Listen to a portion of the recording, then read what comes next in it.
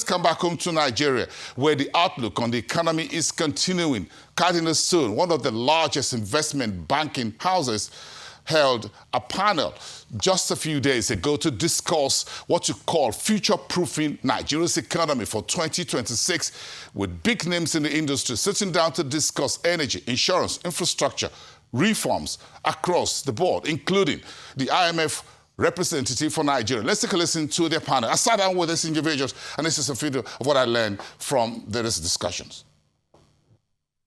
I think this is clearly one of the key questions that surrounds a little bit the orthodox policies that have been implemented by this administration. So we start from a position where, the reform were necessary. I think this is also the view in the room. The economy was going through tough times. The central bank had a $7 billion FX backlog, which means the central bank was defaulting on its FX obligation, which is unusual, but that was the reality. We learned that, a net reserve were at the time $3 billion. So the economy came, from very, very tough times.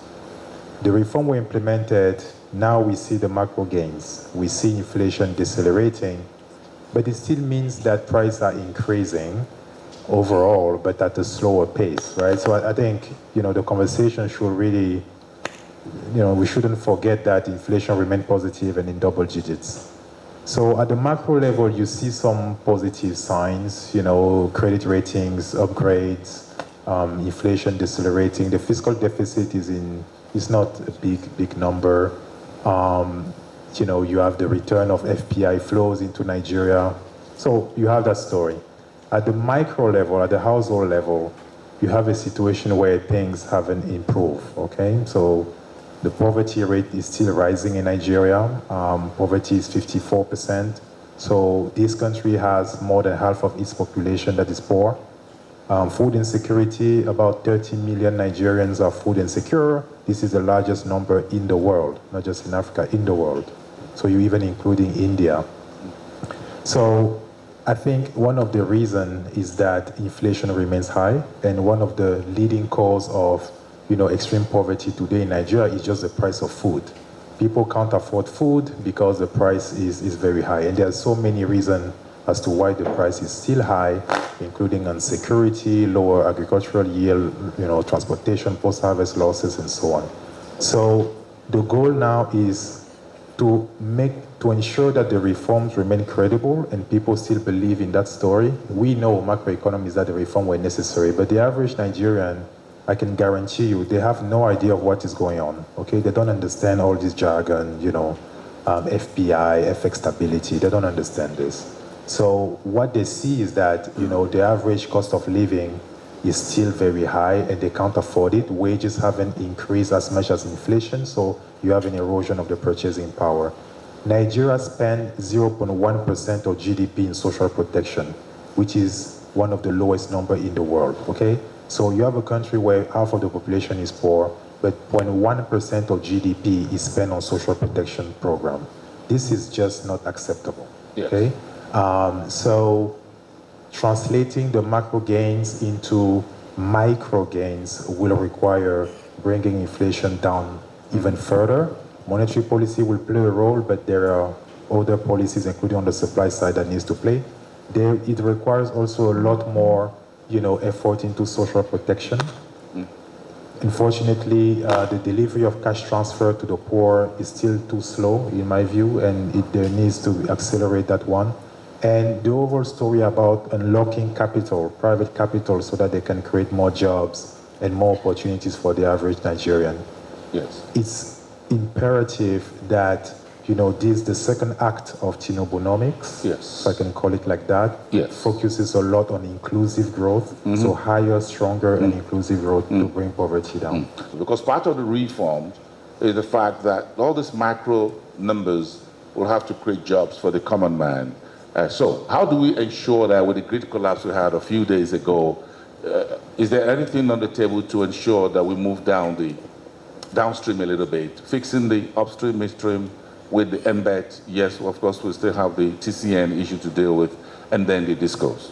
To the point, the observation of the event on Monday, which was the 501 billion naira bond to dismantle the legacy debt within the power sector, that's a giant step in the right direction, and because most of this debt have been there for almost 10 years. And so the key issue you have within the power sector in Nigeria is the problem of liquidity, rather inadequate liquidity within the sector. And so what you've found is over the years, there's been subsidy unofficially. So what happens is that because the liquidity going into the sector is insufficient to sustain the sector, government has to bear the burden, and that's why you had the debt rise up to over 4 trillion and still mounting on a daily basis. So I think the first step is to dismantle the legacy debt, inject back some level of liquidity into the sector. But that is not, a bailout is not sustainable, right? So I think the practical solution is to find ways to create a free market system whereby energy is created, energy is consumed, and people pay for the energy that they consume, period, at market reflective cost. So there's still a lot of reform that needs to happen within the sector. So the discos are the last mile. They make sure that the electrons go to the end user, the consumers. Discos have the responsibility to ensure that for every energy sold, they have to have collections, because that's the only way liquidity comes back into the sector. So there's quite a lot that discos have to do, around metering, ensuring that people are adequately metered and they pay a fair price for the power that they consume.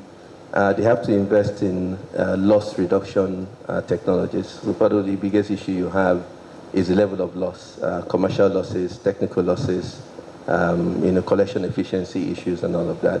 So there's a lot of responsibility on the part of discos to be able to make the necessary investments and also put in systems and processes to ensure that if they sell a kilowatt of power, they get paid for a kilowatt of power, because that's the only way everything falls back, through the waterfall back to the GENCOs, and then ultimately, for gas fired thermal plants to the gas suppliers. So without that, you always have the lack of investment, which is really the main reason why you continue to see the instability in the grid and the disturbances that we experience from time to time. The recapitalization is a step in the right direction. In terms of delivery and expectations, when you have reforms and recapitalization, basically you will have consolidation. So that's given. It's happened with the banking sector. Remember, in 2003, we had over 89 banks, and then there was consolidation, and then boom, just about 22, but very big players, which led to increased capacity.